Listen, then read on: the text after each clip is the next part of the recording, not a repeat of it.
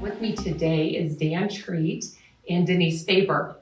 Denise has been at the Hastings Catholic Schools. I think this is your 21st year this year, and you have done everything. I think your title from custodial to food service to preschool aide to everything. I think you've probably done childcare. You've done probably lots of Band-Aids for kids, lots of cleanup. So Denise is one of our go-to people for all kinds of things. Dan has been with Hastings Catholic Schools for a year now and has over 20 years in educational custodial management. You were at Hastings College for many years. So both of you bring so much knowledge to our topic today, which we're going to talk about cleaning and how we're going to be prepared for school starting and all of the cleaning. So let's just kind of start there. I think we come to school every day and trash cans are emptied and things are cleaned, and we never really talk about how that happens. So let's talk about what the process is just in a normal school year.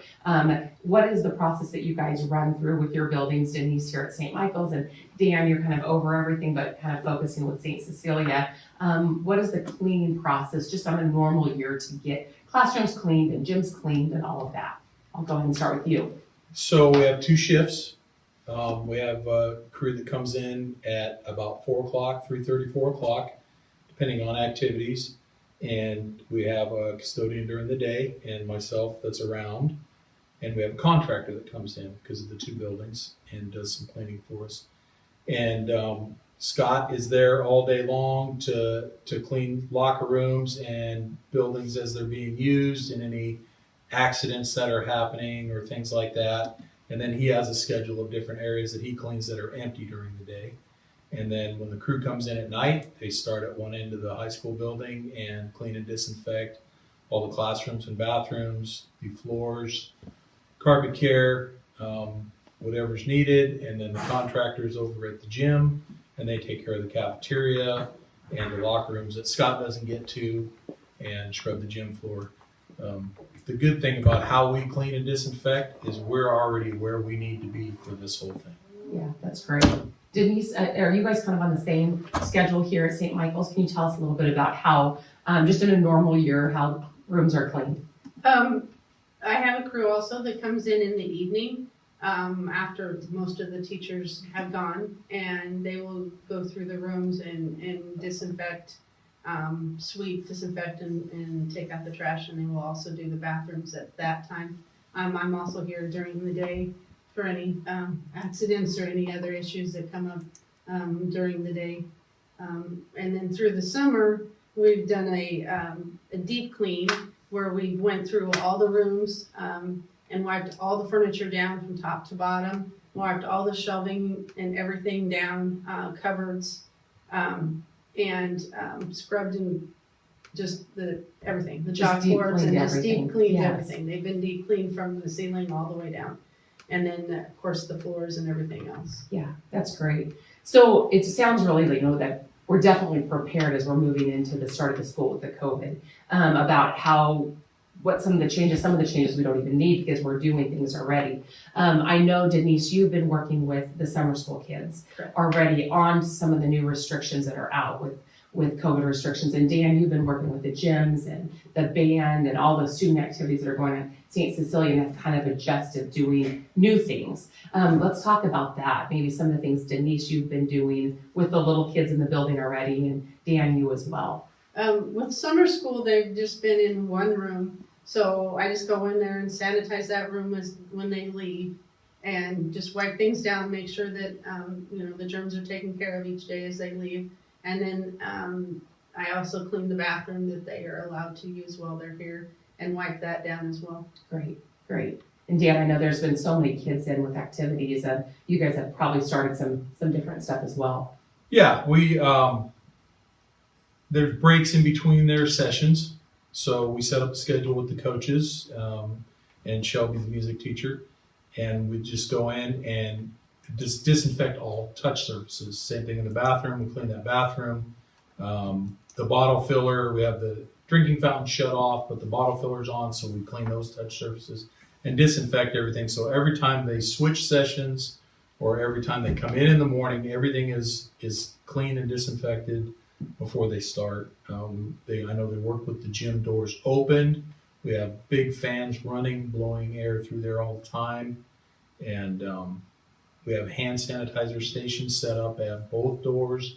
So when they enter and leave, there's hand sanitizer for them to do that. Great. I know, I'm going to jump in here. You brought up water fountains. And I think that's been a question that we've had about what can we anticipate with the start of the school year. So we've discussed, I think, with the COVID restrictions is the spigot. So when you put your mouth down and drink, those will be shut off or covered so students can't do that. But in all the classrooms here, Denise, for you, students can have their water bottle and fill it up underneath. Right.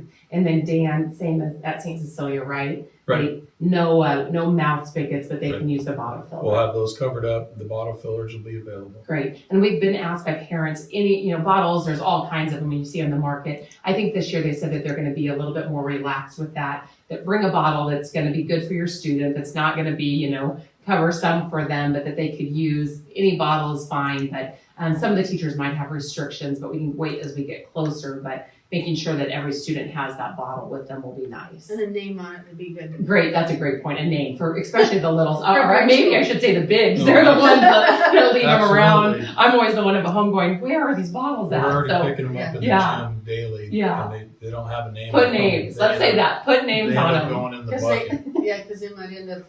Yeah. Being, All right, let's talk about some of our supplies. I know that's lots of questions that we have. I'm going to start with, Dan, talk us through this fogger. I know both buildings are going to have these foggers. This is a new item that we've got because of COVID, and it sanitizes and disinfects very quick and efficiently. You want to show us that and talk to us a little bit about Yeah, it? so this is, it's kind of a new innovation. We got lucky on this one, and we have a good vendor, and we got this early on this summer so that we could do the weight room a lot more quickly and efficiently. We were using a pump-up sprayer, spraying things down. It takes a lot longer to dry, and then we have to wipe down. This is a lot more efficient, built for this. So the disinfectant goes in here. It's a bioesk, it's called. It's a botanical disinfectant, safest one on the market, kills COVID, everything else natural. It's a So, whole list of I think that's things a good that thing. He kills. said it is botanical. We will have the link to some information on it on our COVID website, which is hastingschools.org/COVID, where you can find all of our stuff. There will be some links that you can read the documents if this is something of interest to you, if you like to track that, making sure that it's nothing harmful. Also, it has a lemongrass and grapefruit scent, so it's nicely scented. So that's what we'll be using. kills everything. Kills everything. Kills yeah, everything. I Very need simple. that at home. Yes. The custodians or whoever's using it, it's a matter of pulling the trigger and fogging. You let it set. It gives kill times here. COVID happens to be a 4-minute kill time. It stays wet long enough, more than long enough. So we can do it when we leave the classrooms. Great. At night, we'll be doing it to all surfaces. Denise will have one of these. We'll have one of these in the gym. We'll have one of them in the high school. The high school one is actually a backpack model, Okay. so that we don't have to stop and refill and Great. go through. So down on bleachers, things like that. You can Everything. see All it touch leaves surfaces. a really, really thin mist here that's going to dry quickly. It's not big droplets. So I love that. I love that aspect of what it's going to do to cleanse. And do you want to do that again, Dan? Maybe show just so we can see it again. So you can kind of see the mist coming through here. My hand is just slightly covered. Not big droplets, but enough that will dry. I'm assuming in a few minutes. You said 4 minutes it needs to stay. Sometimes so. it'll stay longer. The longer it stays, the more it kills, obviously, Yeah. but there's certain viruses, bacteria, fungi, molds. Everything has a different kill time. It takes it longer to kill all that stuff. So the longer it sits, the more it kills. The longest kill time on our list is 4 minutes, which is COVID falls in that list. So anything over that, it's just bonus. Great. And we'll keep updating information. Dan weekly is getting new information and is constantly bringing that in to talk through. I know I can see, Denise, you've got a hand sanitizer. I think that mounts to the wall. Right, And those will be around the buildings. right. It's a foam-based hand sanitizer. Okay. And we're gonna try to put them at the door, so as the kids come in, they can put sanitizer on their hands. As they go out, they can put hand sanitizer on. Great. And we'll have those full all around the buildings, both buildings. Both buildings. I know now the littles, when they come in from recess and then go to eat. There's already one there Right. by Mr. Kober's office that they use, but these will be at more locations, and you and Dan will work together on that so that we can have those there. And I'm sure the kids will get into the routine with the teacher's encouragement of, now it's time to do this, or the process of just keeping those hands clean. Other things there, I see, Dan, you've got hand sanitizer, we've got wipes. Yeah, so the bottles are just kind of examples of the bottles we're using. We got a lot of hand sanitizer from the state, Okay. gallons and gallons of it, which is great. If that's It's- more of the liquidy. It's the liquid Uh-huh. sanitizer. So we're going to put it in spray bottles. We'll have a spray bottle in each classroom. Great. And then we'll probably put it on the teacher's desk. They can, somebody wants sanitized, they can spray their hands. It doesn't take very much. Just like this, the foam doesn't use very much, and you get what you need. We'll put those in all the classrooms. We'll have disinfectant bottles in the classrooms for the teachers for any issue they might need. We're going to have their throwaway wipes. So they're one-time use. It's like a shop towel, and we'll have a pack of those in each classroom. Great. I know we got thousands of these, Yeah. and we're anticipating as we go along, and maybe things change, but that when things are needed, that this is the concentrate. There'll be bottles in every classroom. Yeah. They can be sprayed down, teachers, whatever we need. We're not anticipating any students doing any cleaning, any more so than regular. Like if they did a painting project last year and everyone has to clean up their paint, they're going to do that again because that's what we do, right? Is we're teaching good responsibility for those kids, but they're not going to be COVID cleaning. They might do their pickup of their normal stuff, but teachers may be asked to do some high-touch surfaces, taking this and spraying and wiping down the table, maybe if there were some kiddos there. But that's an easy thing that I think that we can get done, and handles of the doors and things like that. So Yep, quick and easy. great. We do have, this is kind of the same thing as this. Okay. It does the same thing, your Clorox wipes, your disinfecting wipes. The main thing with these is that they are in super serious high I demand. demand. So what we have is what we have. I'm constantly looking for more and trying to build up, but we want to save these for things that we really need to use them on, like computer keyboards and things like that. Not just going around and doing all the desks in the room With and those. stuff. So more specialized for those so that we can kind of not use as many as we need. Plus the cost is a lot they're higher. a lot. They're just not available. They're just hard to get. That Clorox wipes are on the school supply list, just like they are always here, have been for 20 years. If you can't find those, that's not a stress. We don't need families looking all over, for those. We understand if you have some and you want to bring them with the school supply list, the school will use them. If that's being a stress and you can't find them, we totally understand, and that doesn't need to stress out families. Right. Let's talk a little bit about some of the plexiglass we'll probably see that more as we start to see where teachers have a need. You have one here that we're going to Natalie will use in the lunchroom, and I think we'll have others. Do you want to bring that over here? We can Sure. set it up. So it's just real simple. This one we built for Natalie. It comes in the sheet like it is, and we're using a piece of 2x4, and she can set that right in front of her cash register. So when And she's she'll taking be fine. numbers, she'll be fine. Right. So we may see some of these more as we see teachers' needs. For instance, even this little teacher table we're at, if there were, we're adults, but if there were kids spaced out, potentially this, Dan was saying, This can come out. could be the same setup could be made so that it could be like this in between the little kiddos. So you could still be doing a teacher and it could be there. So these we'll see as we go through, and I think as teachers' needs come, the stuff as availabilities for this is Right. we're able to get it, these will be built or available for us to use. And whatever other scenarios we can Yeah. use. If we can use clear curtains in certain areas, depending on the situation, we'll adapt and do what we can, especially with supplies. They're becoming like everything else. If everybody needs these. Yeah, they'll it's be hard to hard get. Yeah. Checking at games, we'll have some sort of protection over the concession stand, all those places that we just need to protect our people and our guests. So that'll be a changing thing, and we'll just continue to work with that as we go. High touch surfaces, let's go there. Some of the things that are touched a lot, handrails, bathrooms you mentioned, periodically through the day, those will continue to be washed down. Yep, we'll have Scott and myself walking through the school. Any classrooms that get empty, if we can get into them, we'll do high-touch surfaces as needed during the day. If a teacher calls me and says, hey, can you come in and do my classroom? We'll do that when they get out for lunch or when they have a break in that period. And we'll go through the bathrooms. I'll have Scott go through the bathrooms or myself a couple times during the day just to check things, to wipe things down. It's really easy to wipe down the surfaces.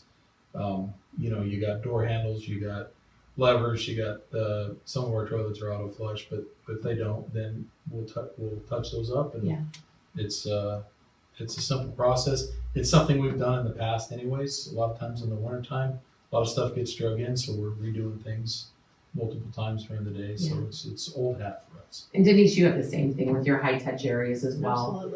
Absolutely. Yeah, When I great. come on switch hats in the afternoon, then I'll come on and I'll walk through and wipe down the bathrooms and things like that. Yeah. And then as the dial changes, which we hope we don't, we hope we can stay in this yellow and move more towards green. But if the dial would change and go more into the orange, we'll again be meeting, and you guys will be addressing needs and changing as we go, and we'll continue to update that COVID website page so people know what we're doing. So I think it's definitely a constant conversation that we'll be having with this stuff. So we appreciate all you guys do. It's these things we don't even think about that you guys just take care of that keeps our kids safe. So thank you both and all of your staff for your work that you do for the school. We appreciate that.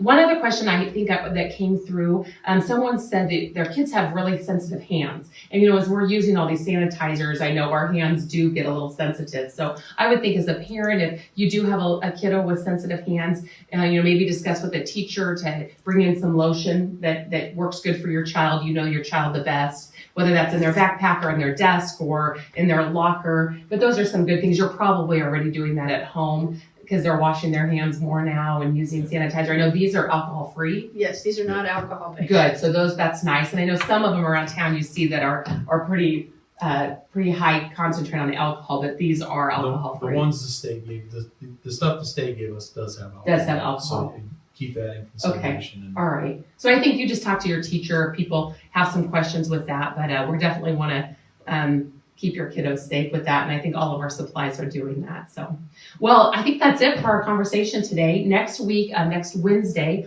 August 6th, we're going to be talking with activities, music and sports activities and band and all kinds of things. We'll be meeting with some people to talk about activities and how some of the things might be changing. That's next Wednesday, August 6th. You can submit questions. The easiest way to do that is that our marketing email, which is HCS, Hastings Catholic Schools, HCS Marketing at cdolink.net. You can find that again at our COVID website, which is hastingscatholicschools.org/COVID. So lots of information there. If you have questions, you can also contact any one of us, and we'll be here to answer your questions. And we look forward to talking with you next week again. Thank you.